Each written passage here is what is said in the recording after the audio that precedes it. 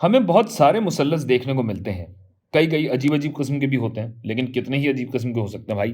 3 ही sides हैं और 3 ही angles हैं।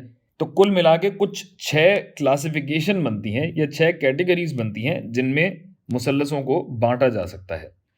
3 कैटेगरीज इनके अज़ला के मुताबिक हैं और 3 क्लासिफिकेशन एंगल या जावियों के हिसाब से हैं। तो एक एक करके हर किस्म को हम देखते हैं। सबसे पहले आपके पास आते हैं स्केलीन ट्राइंगल। स्केलीन मुसल्लस वो होते हैं जिनमें कोई भी अज़ला बराबर नहीं होते। मिसाल के तौर पे यहाँ आप देख सकते हैं कि एक साइड है 3, एक साइड है 4 और एक साइड है 5, कुछ भी बराबर नहीं है। तो ऐसा मुसल्लस कहलाता है स्केलीन मुसल्लस। फिर आपके पास आते हैं आइसोसेलिस मुसल्लस।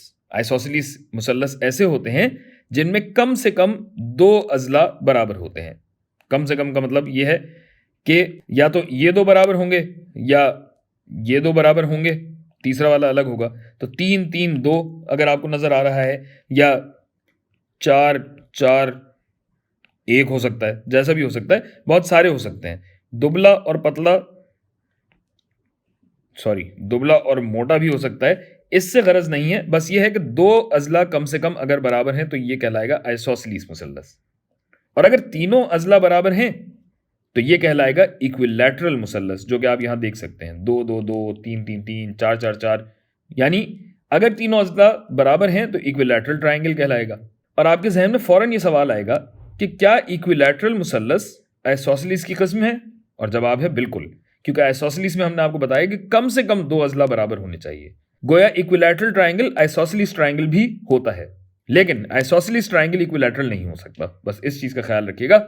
और इस हिसाब से हमें 3 क्लासिफिकेशन मिल गई अज़ला के हवाले से। अच्छा, अब अगर जाविये देखें तो ये तो हम जानते हैं कि किसी भी मुसल्लस का कुल अंदरूनी जाविया होना चाहिए 180 डिग्री। यानी जो भी 3 एंगल हैं, तीनों एंगल अगर मिलाए जाएं तो हासिल जमा हमारे पास 180 डिग्री आना चाहिए। तो सबसे पहली किस्म इसमें आती है अक्यूट एंगल की। अक्यूट एंगल क्या है कि जिसमें तीनों जाविये 90 डिग्री से कम हो। बराबर हो या ना हो इससे गरज नहीं है। अक्यूट एंगल का मतलब यह है कि तीनों एंगल 90 डिग्री से कम होने चाहिए। मिसाल के तौर पे 60 60 60 या 60 59 61, बस कुल हासिल जमा 180 डिग्री रहेगा, तभी हमारे पास मुसल्लस बन सकता है। फिर आता है हमारे पास राइट ट्राइंगल, कायमुज़ ज़ाविया मुसल्लस। ये कौन सा होता है भाई कि जिसमें एक एंगल 90 डिग्री हो।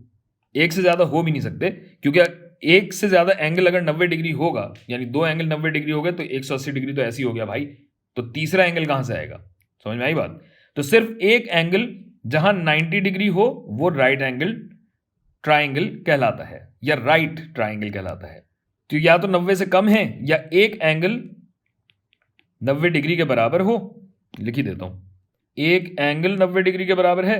और इसी तरह अगर एक एंगल 90 डिग्री से ज्यादा हो, सफेद में आएगा ये, और अगर एक एंगल 90 डिग्री से ज्यादा हो तो जो मुसल्लस हमारे पास बनता है वो ऑब्ट्यूज बनता है। मिसाल के तौर पे 120 डिग्री अगर यहां पे है, ये 25 डिग्री है, ये 35 डिग्री है, तो कुल मिला के इनका हासिल जमा बनता है 180 डिग्री, जिसका मतलब यह है कि मुसल्लस मुकम्मल है, लेकिन ये ऑब्ट्यूस ट्राइंगल कहलाएगा जहां पे एक एंगल 90 डिग्री से बढ़ के है। अच्छा, अब यह बात आती है कि क्या ऐसा मुमकिन है कि ये 2 या 3 क्लासिफिकेशंस इसमें एक साथ हों?